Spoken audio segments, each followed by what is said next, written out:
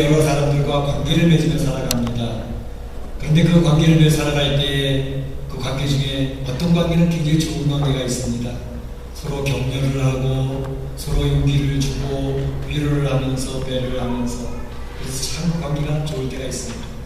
그런데 어떤 때는 그 관계가 불편해진 관계가 되어져서 서로 참 안타까움이 있고, 그리고 어떤 때는 원수처럼 느껴지는 그런 관계 속에서 살아가는 그런 안타까운 관계가 될 때도 있습니다. 오늘 저희가 살펴보면서 이제 지난번에 우리가 사무엘하고 쭉 살펴보고 있지 않았습니까? 지난 시간에 나온 것처럼 다윗이 도망을 가게 되는데 압살롬 자기 아들의 반란을 맞이하면서 도망을 갑니다. 울면서 맨발로 도망을 갑니다. 이런 다윗을 보면서 우리가 얼마나 안타까워하는지 모릅니다. 하나님 앞에 칭찬받던 다윗, 하나님 마음에 합하다고 하나님께서 칭찬했던 그 다윗이 어떻게 이렇게 비참한 처지가 되어졌을까, 그런 생각을 해보게 되는데요. 그런데 이 도망가던 다윗의 주변에 사람들, 여러 관계들의 모습들이 오늘 16장에 소개가 되고 있는 것이죠. 그래서 다윗의 삶의 주변의 사람들을 오늘 한번 살펴보면서 하나님께서 우리에게 주시는 그러한 교훈들을 생각해보고자 하는 것입니다. 오늘 본문에 우리가 다 살펴보진 않았지만 여러 명이 나오는데, 첫째는 시바라는 사람이 나오고, 두 번째로는 심리라는 사람이 나오고, 세 번째로는 아이도벨이라는 사람이 나오고, 또 한 사람은 후세라는 사람이 나옵니다. 오늘 이 네 사람을 간단히 한번 살펴보면서 하나님께서 이 세상을 살아가는 성도들은 이 관계에 있어서 어떻게 관계 속에서 시험받지 아니하고 또 하나님 앞에 힘을 얻어가며 이 세상을 기쁘고 즐겁게 살아갈 것인가 하는 것을 생각해보고자 하는 것입니다. 먼저 생각할 것은 시바입니다. 시바는 1절에서 4절까지 그의 내용이 나오는데 그 내용을 읽지는 않았습니다. 1절에 보게 되면 이런 내용이 있습니다. 다윗이 도망가는데 무비보셋의 사환 시바가 다윗을 맞은지라, 이렇게 얘기하고 있습니다. 다윗이 신발도 벗고 울면서 도망가고 있는데 시바라는 사람이 다윗 앞에 나옵니다. 그런데 아주 환대를 하는 모습입니다. 오늘 본문에 보게 되면 그 다윗을 대접하기 위해서 낙이 2마리를 준비했고요, 떡을 200덩어리나 준비했습니다. 건포도 100송이, 그리고 여름실과 100개, 그리고 포도주 1무대까지 준비를 해서 다윗뿐만 아니라 다윗과 함께한 사람들에게 먹을 것을 준비하는 그러한 모습이었죠. 그런데 이렇게 다윗을 환대하는 모습 속에 사실은 시바는 다른 속셈을 가지고 있었던 것을 볼 수가 있습니다. 자신이 무엇인가 계략을 가지고 무엇인가 얻기 위한 속셈을 가지고 이렇게 다윗 앞에 나오고 있었던 것을 알 수가 있죠. 사무엘하 9장 9절을 보게 되면 다윗이 이 요나단을 생각하면서 왕이 되어졌을 때 그 요나단의 자손들에게 무엇인가 은혜를 베풀어 줄 게 없을까 하다가 그 자손을 찾는 중에 요나단의 아들 절름발이 무비보셋을 찾지 않았습니까? 그 무비보셋에게 사울의 모든 재산을 다 넘겨주게 됩니다. 그러면서 이제 무비보셋이 사울의 종이었던 시바에게 너희 주인은 무비보셋이니까 그를 잘 섬겨라, 충성스럽게 섬겨라 해서 그 모든 재산을 무비보셋에 주고 시바까지 붙여주었던 내용이 나옵니다. 그런데 바로 그런 내용을 무비보셋이 시바가 잘 알고 있었는데, 지금 이렇게 혼란한 시기를 틈타서 바로 이 무비보셋의 재산을 자기 앞으로 등기를 옮겨놔야 되겠다라는 속셈을 가지고 있었던 것을 볼 수가 있는 것이죠. 시바라는 사람은 성경에 나와 있는 모습을 보게 되면 그 사람이 어떤 사람인지를 대충 알 수가 있는데, 자기의 목적을 달성하기 위해서는 수단과 방법을 가리지 아니하는 사람이었습니다. 거짓말도 서슴지 않고 하는 사람이었고, 또 모함을 해서 멀쩡한 사람을 위기에 빠뜨리는 그러한 사람, 교활한 사람인 것이 오늘 설명이 되어지고 있고요. 또 다른 편에서는 자기 욕심을 위해서는 이제 어려움에 빠져 있는 사람의 이제 환심을 사가지고 상황을 바꾸는 그런 아주 기회를 만드는 기회주의자인 것이 성경에 설명이 되어지고 있는 것을 볼 수가 있습니다. 이제 이 시바가 다윗을 환대하기 위해서 많은 것을 가지고 와서 선물로 제시하고 있는 이때에 다윗이 이 시바에게 묻습니다. 너희 주인 무비보셋은 보니 이제 시바가 이야기하기를 예 하면서 말하는데 거짓말을 서슴없이 합니다. 예루살렘에 그가 있습니다. 그런데 그가 이야기한 것을 제가 들었는데 그가 말하기를 이렇게 얘기합니다. 그것은 오늘 내 아비 무비보셋이 이렇게 얘기한다는 거예요. 내 아비니까 요나단을 이야기하는 겁니다. 내 아비 요나단이 차지했어야 될 나라를 내게, 자기 무비보셋에게 이제 돌리게 되는 날이 왔구나 하고 되게 좋아하고 있더라는 것이죠. 이것은 시바가 지금 무비보셋을 모략하는 것이고 모함하고 있는 것이고 거짓말을 거침없이 하고 있는 모습이었던 것을 볼 수가 있습니다. 이것이 거짓말이 드러나는 것은 이제 뒤에 보게 되면 사무엘 19장 24절부터 28절에 보게 되면 이제 다윗이 돌아오게 될 때 무비보셋이 그 앞에 나와서 엎드립니다. 엎드리면서 이야기를 합니다. 너 그때 왜 어디 예루살렘에서 뭐하고 있었어? 물어보니 무비보셋이 이야기하기를 왕이시여 나의 종 시바가 나를 속이고 나를 내 주왕 다윗 왕에게 참소하였던 것을 제가 알았습니다. 그러나 결국은 그것은 나의 부족의 소치이니만큼 왕이 원하시는 대로 처벌하시면 되겠습니다 라고 이야기하는 내용이 나옵니다. 그러니까 시바가 자기의 주인 무비보셋을 모함하고 거짓말을 시켜서 이 무비보셋의 모든 재산을 한순간에 다 채워지는 그런 일이 있게 된 것이죠. 바로 그 시바의 계략 가운데 무비보셋도 이제 피해를 입었지만 어떤 면에서는 다윗이 그에게 이용당하게 됐던 것을 알 수가 있습니다. 다윗이 지금까지 살펴보는 것처럼 자꾸 그의 분별을 잃어가고 있는데 오늘 사실은 이 시바 앞에서도 제대로 신중하게 일을 처리하지 못하고 분별 없이 처리하는 모습을 볼 수가 있습니다. 시바의 말을 듣고 환대하고 있는 그 상황만을 생각을 하면서 그래? 네가 나를 이렇게 영접을 하다니 도망가고 있는 나, 이 힘없이 인지하는 나를 이렇게 환대하다니 굉장히 감동을 받았는지 모르겠습니다. 그러면서 시바야 무비보셋의 모든 재산을 내 앞으로 다 돌려라 라고 하면서 거기서 그냥 확인도 안 하고 바로 시바에게 그 모든 재산을 넘기고 있는 모습을 볼 수가 있죠. 바로 이러한 모습을 보면서 시바는 환호성을 치는 거죠. 드디어 자기의 목적대로 일을 이루었다라는 것입니다. 그러나 이러한 기회주의자면서 교활하는 이러한 사람들이 사실은 우리가 인생을 살아가면서 가끔은 안 만나면 좋겠는데 가끔은 이런 사람을 만날 수가 있습니다. 성도들은 대부분 순진무구에서 이런 사람을 만나면 그 말에 그대로 넘어갈 때가 많이 있습니다. 그래서 성경에서는 성도들에게 세상의 모습이 이러하다는 것을 다 미리 보여주는 것입니다. 성도들이 이러한 교활한 사람이나 기회주의적인 사람이나 거짓말에서 모함하는 사람이나 이러한 모략에 걸려들지 않도록 미리 보여주고 있는 것을 기억을 하셔서 이러한 일들이 생기게 될 때에 정말 하나님을 바라보며 기도하면서 분별력을 가지고 그저 그 상황에 넘어가지 않도록 하는 그런 분별력이 필요하겠다 하는 생각을 해보게 되는 것입니다. 두 번째로 생각해보는 것은 시므이입니다. 시므이는 여기서 우리가 아는 것처럼 도망가는 다윗에게 저주를 퍼부으면서 돌을 던지고 있습니다. 피 흘린 자여 사악한 자여 빨리 도망가라 빨리 도망가라 하면서 소리치며 돌을 던지고 있는 시므이. 이 시므이는 다윗에 대해서 상당한 적대감을 가지고 있었습니다. 시므이 출신이 어디 출신이죠? 이 사람은 다 사울의 족속 가운데 있었던 사람이고 베냐민 지파 사람입니다. 그러니까 그의 마음속에 사울 왕이 무너지고 사울 왕가가 더 이상 왕위를 차지하지 못했던 그 원인이 다윗에게 있다고 생각하고 있었던 사람입니다. 그러니까 다윗 때문에 사울 왕이 블레셋과의 전투에서도 죽었고 그의 자녀들도 다 망하게 되어졌고 결국은 베냐민 지파의 왕권을 유다 지파에서 빼앗아갔다. 그런 생각을 품고 있었던 사람입니다. 이 적대감을 가지고 이제 시기를 찾고 있었던 사람이죠. 그러나 다윗이 얼마나 통치를 잘했습니까? 통일 왕국을 세우지 않습니까? 그 모든 백성들이 다윗을 향해 환호성을 울리고 다윗의 권세가 전부 힘을 얻어가니까 자기가 적대감을 가지고 있어도 그 적대감을 표현할 수가 없는 그런 상황이 있었죠. 잠잠히 때를 기다리고 있었던 사람입니다.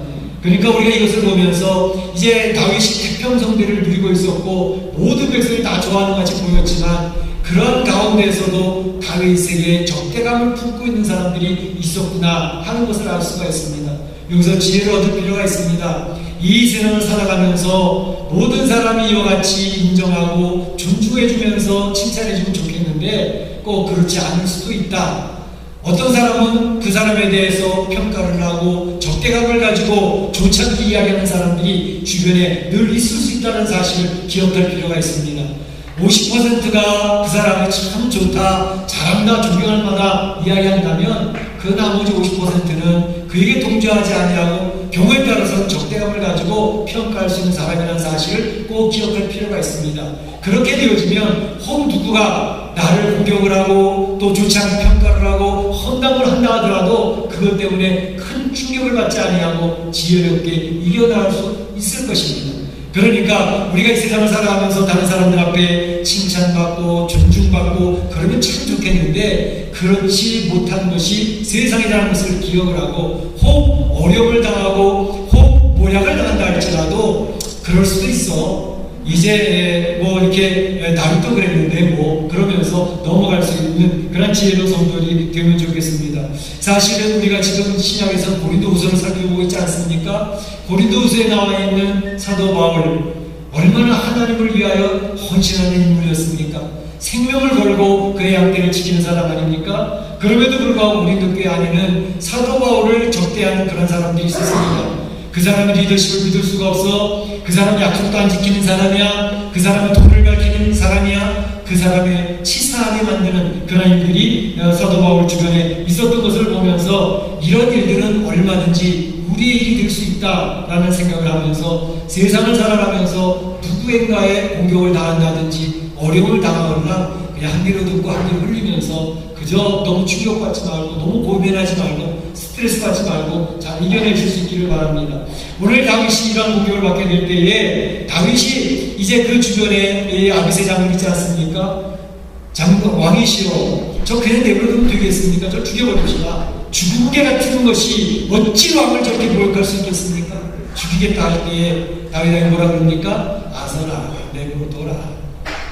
지금 그가 나에게 돌을 던지고 나를 저주하는 건 하나님이 허락하시면 아니겠냐. 하나님이 명령하셔서 저주하는 것이니만큼 그냥 받으면 돼 라고 이야기를 하고 있습니다. 혹시 그가 저주하는 것 때문에 그가 욕하는 것 때문에 그가 정죄하는 것 때문에 하나님이 나를 부정히 여기실 줄 알겠냐. 하나님이 나를 불쌍히 여기실 줄 알겠냐. 그냥 내버려둬 라고 이야기합니다. 다윗은 그 시위를 죽일 만한 힘이 있었던 사람입니다. 대항할 수 있는 사람이었습니다. 그러나 자기 힘을 쓰지 않습니다. 그리고 고난당하는 것을 그냥 받아들이면서 그냥 하나님께서 허락하신 환경이니만큼 그냥 고난받아 짓밟으면 짓밟힘을 당하면서 그냥 갈래. 그러고 가는 것입니다. 그런데 바로 이와 같이 했던 분이 누구냐? 예수님이 그렇게 하셨습니다. 예수님이 골고다 언덕을 올라가며 십자가에 못 박히실 때에 예수님께서 로마 군병을 물리칠 만한 힘이 없었겠습니까? 대제사장의 군사들을 물리칠 힘이 없었겠습니까? 예수님이 이해하시는 것처럼 하나님 예수님은 이제 12명이나 더 되는 군사를 보내어서 다 물리칠 수 있는 힘이 있었고 그렇게 하실 수 있는 상황이었습니다. 그러나 예수님은 그 힘을 쓰시지 않습니다.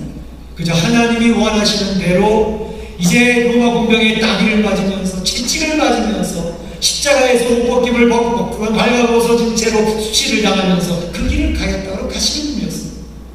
예수님은 힘이 있는 분이었지만 그 힘을 쓰시지 않고 그저 하나님이 허락하신 그 환경 속에서 묵묵히 그 길을 억울함을 기억을 하고 무시당하고 자존심 상하는 것을 그대로 만나면서 그냥 가고 있는 것입니다.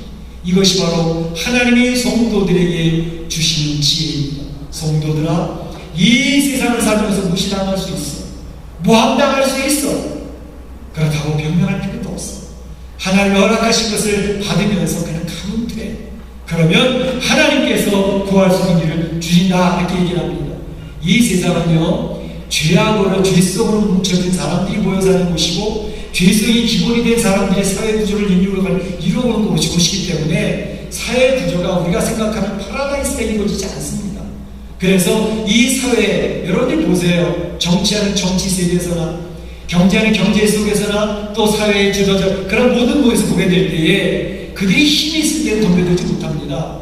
그러나 힘이 빠지면 그들을 얼마나 달려들어서 갈기갈기 찢는지 알 수가 없습니다. 여러분 옛날에 혹시 만화 영화 중에서 라이온 킹이라는 영화 보셨죠? 예, 보신 분들 많이 계실 거예요. 그 영화에서 주는 교훈이 뭡니까? 사자가 동물의 제왕 아닙니까? 라이온 킹입니다. 그래서 모든 동물의 세계를 주장하고 있는데 그가 힘이 있을 때는 꼼짝도 못하는 하이에나들, 이 라이온 킹이 늙어서 힘이 빠졌습니다. 더 이상 지도 알고는 힘을 잃어가고 있습니다. 하이에나가 여기저기서 달려들어서 그를 물어 찢어 뜯으려고 하는 그런 모습이 나타나는 그런 약육강식의 세계가 동물의 세계 아닙니까? 그런 모습은 우리가 살고 있는 인생의 세계도 동일하게 나타납니다. 그래서 힘이 있을 때는 값을 벌릴 수 있지만 힘이 없으면 달려들어서 갈기갈기 찢는 그런 것이 우리가 살고 있는 이 세상입니다. 그것을 성경에서는 그대로 적나라하게 보여주고 있는 것이죠. 그렇기 때문에 성도들이 이 세상을 살면서 그런 지혜를 가질 필요가 있습니다. 아, 이 세상을 살면서 억울하게 당할 수도 있구나. 그럴 때에는 그저 하나님 바라보고 좌절하지 말고 낙심하지 말고 하나님이 시간이 가면 풀어주시고 진실은 드러나겠지. 그러고 가는 겁니다. 예수님이 골고다 언덕을 향해서 그냥 두벅두벅 걸어가셨던 것처럼 고난을 피하실 필요 없어요. 그냥 가면 됩니다. 욕먹으면서 가면 됩니다. 자존심 상해도 그냥 가면 됩니다. 그걸 누가 하실까요? 하나님이 하십니다. 주님이 알고 계시는 것입니다. 그래서 때가 되면 하나님의 방법으로 풀어주시는 것입니다. 성도들은 그것을 믿고 살아가는 사람들입니다. 그렇기 때문에 성도들은 힘이 있습니다. 그렇기 때문에 성도들은 어려운 상황 속에서도 인내하는 걸 이기는 놀라운 지혜가 있습니다. 우리 사랑 성도들이 그렇게 되시기를 주의 이름으로 축복합니다. 축복합니다. 아히도벨의 이야기입니다. 아히도벨이 어떤 사람입니까? 지략이 뛰어난 사람이었습니다. 다윗이 통일왕국을 이루는 데 아히도벨의 힘은 대단했습니다. 아히도벨의 지략은 다 통했습니다. 그렇기 때문에 이 아히도벨의 지략을 보면서 바로 이 다윗이 아히도벨이 압살롬에게 넘어간다라는 소식을 들으면서 그는 이제는 대세가 넘어갑니다. 우리 도망가야 돼. 36개 주력이나 빨리 도망가자. 그래서 아히도벨이 압살롬에 넘어간 것을 보면서 도망갈 결정을 했던 겁니다. 왜냐하면 아히도벨의 지략을 따라갈 사람입니다. 이 아히도벨이 압살롬 뼈에 들어가서 정세를 장악하면서 첫 번째 했던 일이 뭡니까? 압살롬이 묻습니다. 아히도벨이여, 이제 어떻게 하면 이 세상을 나의 세상으로 만들겠어? 물으니까 아히도벨이 전략을 이야기합니다. 이것부터 하세요. 다윗 왕이 예루살렘에 후궁 10명을 두고 갔죠? 그 후궁 10명을 대낮에 백주에 성우에서 다윗 왕이 바세바를 훔쳐오는 그 성우에서 모든 백성이 다 보는 가운데 그 여인들을 취하십시오. 그 지략을 펼쳤습니다. 이것은 대단한 지략이었습니다. 왜냐하면 그 고대 왕실에서는 전 왕의 여인들을 취한다는 것은 전 왕의 통치권이 내게로 넘어간다는 것을 선포하는 선포식입니다. 뿐만 아니라 아히도벨과 지금 바세바의 관계가 어떤 관계라고 했죠? 얼핏 설명을 드렸는데 기억하시는 분 계시나요? 네. 바세바와 아히도벨은 할아버지와 손녀의 관계입니다.